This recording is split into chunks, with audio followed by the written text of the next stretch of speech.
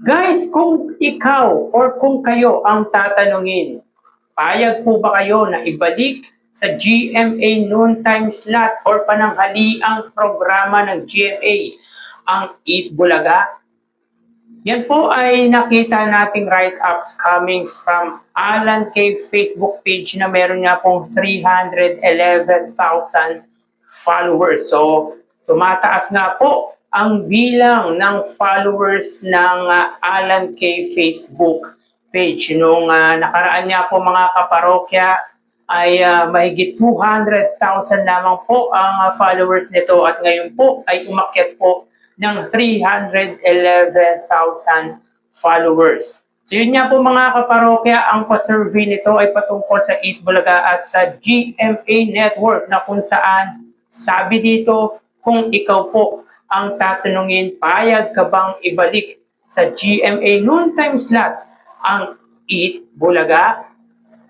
Yan ang tatalakayin natin ngayong araw po mga kaparokya. Pero bago natin pag-usapan yan guys ay magpapakilala po muna ako sa inyo. Ako nga po pala si Mervin, ang tao sa likod ng YouTube channel na Kaparokya TV. Kamusta kayo mga kaparokya? Naway nasa mabuting kondisyon po kayo habang pinapanood nyo po ang video ko na ito. So guys, huwag niyo pong kalimutan uminom ng maraming tubig lalo na mainit po ang panahon nang sa gayon ay makaiwas po tayo sa heat stroke. Uso po ngayon ang heat stroke dahil nga po sa init ng panahon.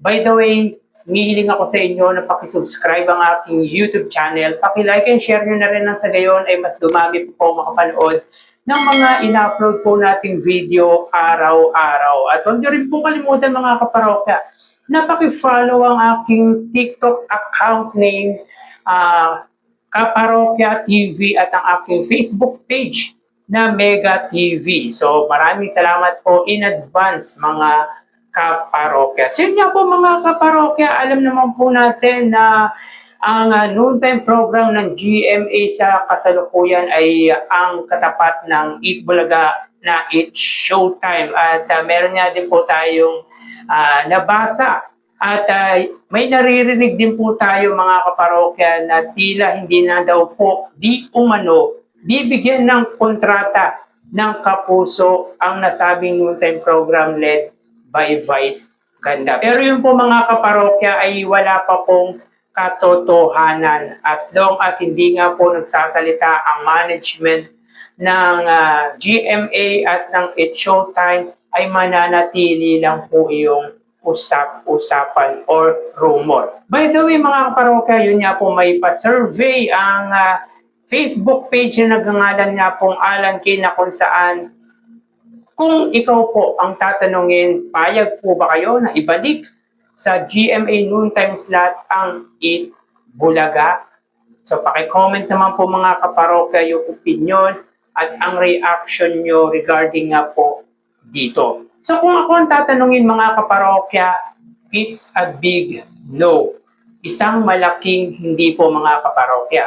Para sa akin, regardless kung malawak man po ang naaabot ng GMA at kung sila pa po ang pinakamayamang TV station sa kasalukuyan, ay hindi na po nagmamatter yun. It doesn't matter mga kaparokya.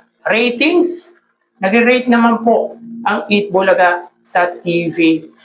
Ang akin lang mga kaparokya ay always go back to the feud occurred between Tip Incorporated at Tito Vic and Joey na kung saan mga kaparokya ay wala nga pong comment or let's say hindi nga po kinausap ng management ng GMA ang iconic trio.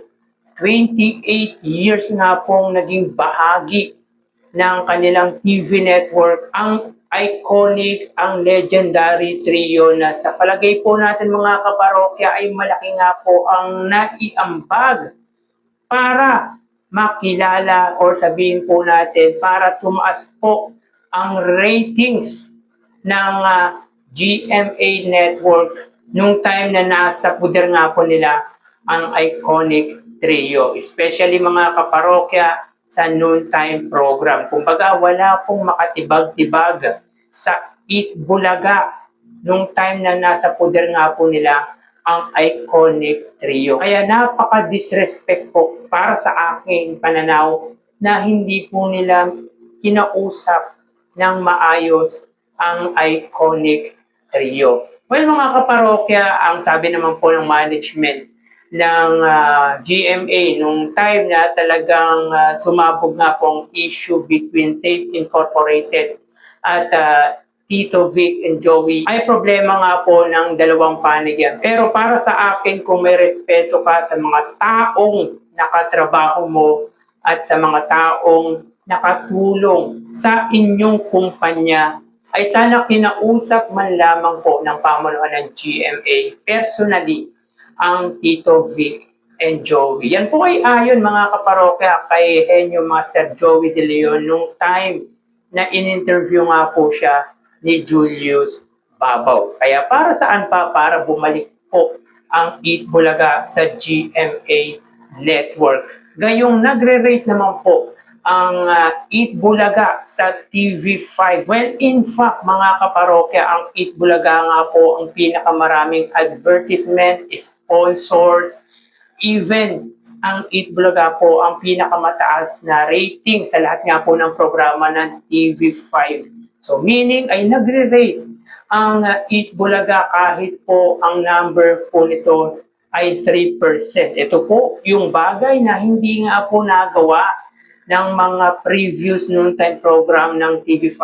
Tulad nga po ng It's Showtime at right before ng It's Showtime, yung Happy PAA po ba yun? Yung kila Billy Crawford na noontime show ay hindi nga po nagawa na makapag-rate nga po ng 3%. Kaya para sa akin, it's a big no. Kasi stable na po ang Eat Bulaga sa TV5. Maganda po ang lagay ng Eat Bulaga sa TV network na pagmamay-ari nga po ng business tycoon na si Manny V.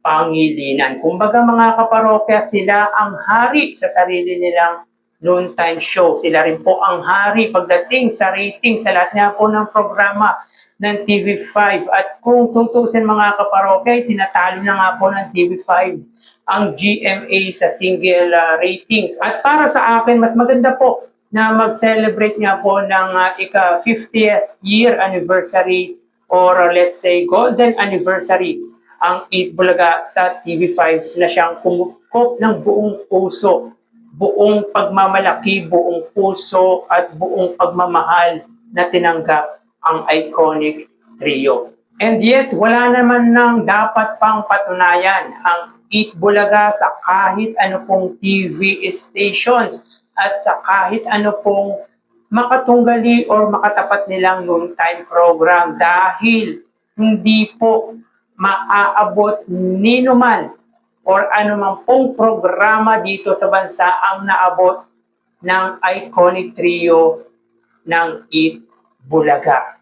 So it's a big no para sa akin. Kahit pa po magkaroon ng merging, kahit pa po magkaroon ng sanib puwersa ang TV5 at ang GMA na nababalita nga po mga kaparokya or nabasa po natin na magkakaroon nga daw po ng collaboration ang TV5 at GMA Network. Kahit pa po mangyari yan, para sa akin ay hindi na po kailangan bumalik ng Eat Bulaga sa GMA Network. Gumawa sila ng panibagong noontime program kung hindi po nila kukunin ang It's Showtime. Malaking kumpanya sila, malaking TV network sila. I guess they can build their own noontime program. Wala pong imposible sa malawak, sa mayamang TV station tulad ng GMA Network. Which is para sa akin ay gagawin naman po yan ng GMA Network. Ngalang mga kaparokya, ayon nga po sa pa-survey ng Alan kay Facebook page,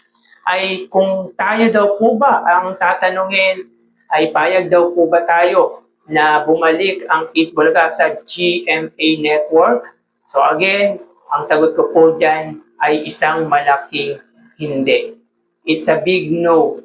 Dahil yun nga po, para sa akin ay always go back sa nangyari nga po between Tape Incorporated at TVJ na kung saan ay wala nga pong ginawang aksyon ang GMA. At kung meron mang ginawang aksyon, sana naman lang kinausap personally, kinausap ng maayos ng management ng GMA ang iconic trio. Napaka-insulto nun on the part of Tito Vic and Joey. Siguro nakausap si Bossing Vic Soto dahil after nga po nang nangyari ay nagkaroon pa po ng show or programa si Bossing sa GMA Network. Pero siguro sina Joey De Leon or si Tito Soto ay hindi nga po kinausap ng management ng GMA Network. Kaya para sa akin, it's a big no. So kayo mga kaparokya,